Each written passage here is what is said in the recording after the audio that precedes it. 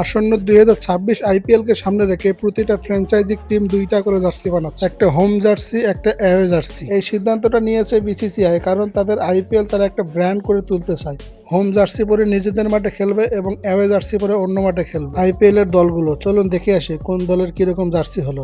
Sunrisers হায়দ্রাবাদের 2টা jersey, একটা হলো হোম একটা অ্যাওয়ে। রয়্যাল চ্যালেঞ্জার্স বেঙ্গালুরুর 2টা জার্সি, একটা হোম একটা অ্যাওয়ে। রাজস্থান রয়্যালসের 2টা জার্সি, একটা হোম একটা অ্যাওয়ে। চেন্নাই সুপার কিংসের জার্সি গায়ে রয়েছে মহেন্দ্র সিং ধোনি, একটা হোম জার্সি একটা অ্যাওয়ে জার্সি। লখনৌ সুপার জায়ান্টের জার্সি গায়ে রয়েছে ঋষভ পান্ত, একটা হোম জার্সি একটা অ্যাওয়ে জার্সি। মুম্বাই ইন্ডিয়ান্সের জার্সি গায়ে রয়েছে রোহিত শর্মা, একটা হোম জার্সি একটা অ্যাওয়ে জার্সি। দিল্লি ক্যাপিটালের জার্সি গায়ে রয়েছে কেএল রাহুল, একটা হোম জার্সি একটা অ্যাওয়ে জার্সি। কলকাতা নাইট রাইডার্সের জার্সি গায়ে রিঙ্কু সিং, 2টা জার্সি, একটা হোম একটা অ্যাওয়ে।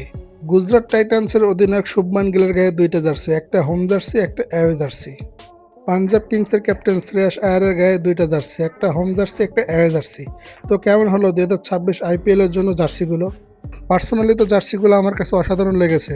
2টা করে জার্সি থাকবে প্রতিটা দলে।